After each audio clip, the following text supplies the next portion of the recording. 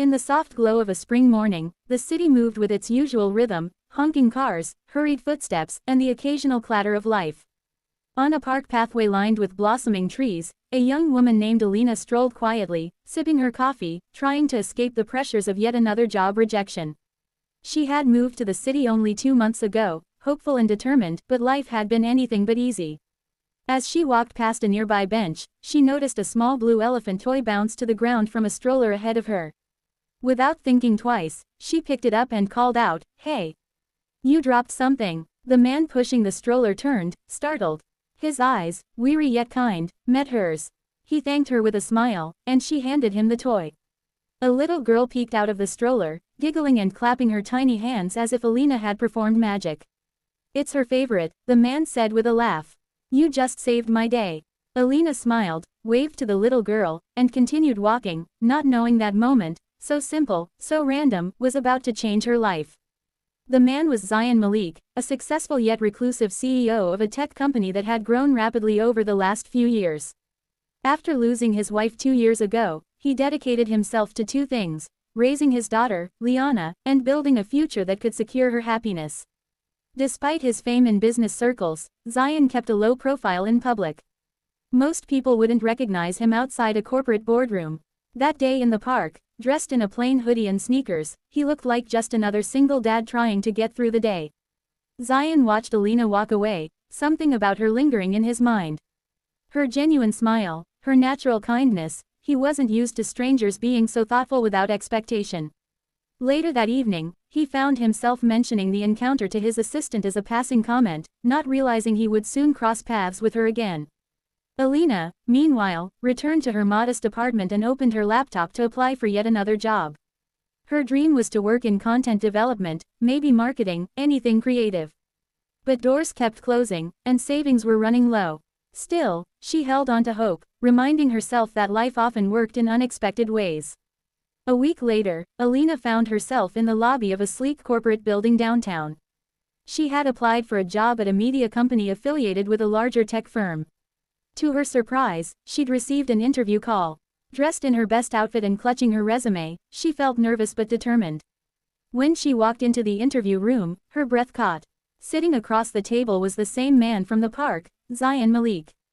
She recognized him instantly, and he did too. A slow smile spread across his face. "You picked up my daughter's toy," he said, folding his hands. "And now you're here." Alina flushed slightly, unsure what to say. "I didn't know you were the CEO." "Neither did you know you'd be here today," he said softly, more to himself than to her. The interview took a different tone from that moment on. Zayan was curious about Alina's background, but more than that, he was interested in her ideas, her authenticity, her natural empathy.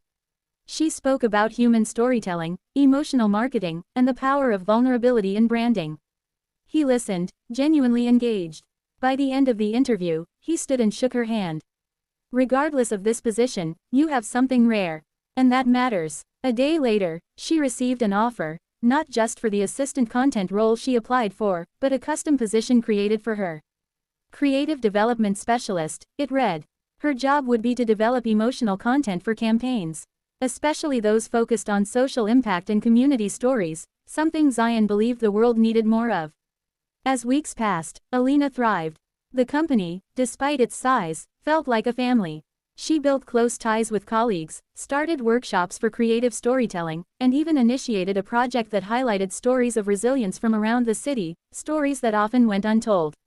She also saw more of Zayan. Their paths often crossed: team meetings, campaign reviews, and charity events. What began as professional respect slowly grew into something unspoken. Alina would occasionally find herself seated next to him during meetings, catching his eyes when a heartwarming campaign idea moved the room to silence. He, in turn, would notice how she engaged with everyone, kind to interns, patient with pressure, and passionate about work. She never sought attention, yet she stood out. One Friday afternoon, after a particularly successful project launch, the team went out to celebrate. As the evening wound down, Zayan approached her. "You've changed things here," he said quietly. "Not just the work, the energy." Alina smiled. "I think we're just telling better stories. And sometimes," he said, "those stories begin before we realize." They stood in silence for a moment, both aware that something had shifted. Something personal. Something delicate. A few days later, Zion invited Alina to a weekend community fundraiser. When she arrived, she was surprised to see it was hosted at a children's center, filled with art, laughter, and music. She was even more surprised when little Liana ran up to her, hugging her knees. "You're the toy lady," Liana squealed. Zion chuckled from behind. She remembers. The evening was relaxed, filled with warmth. They played games, helped paint murals, and served snacks. When the event ended, and the sky turned shades of purple and gold, Alina and Zion sat on the steps outside the center, watching Liana chase bubbles. "I used to think I had to do everything alone," he said suddenly. "But lately, I'm not so sure." Alina looked at him, her heart quietly racing. Even the strongest stories have more than one character. He turned to her. "So, what if this is just the beginning of ours?" That moment, soft and sincere, marked the start of something new. They didn't rush. There were no grand declarations, just shared moments, late-night brainstorms, co-parenting outings with Liana, and laughter over morning coffee in the office kitchen. Months later, the team celebrated a national award won by Alina's campaign highlighting forgotten heroes in the community. She stood on stage, accepting the trophy with grace, and looked out into the audience. Zion stood there, Liana in his arms, both beaming with pride. Alina's life had changed, unexpectedly, beautifully. From picking up a toy in a park to creating stories that touched thousands, from a jobless young woman to a soul that transformed a workplace, she found her place, her purpose, and something even more, a family. And all because of one small act of kindness.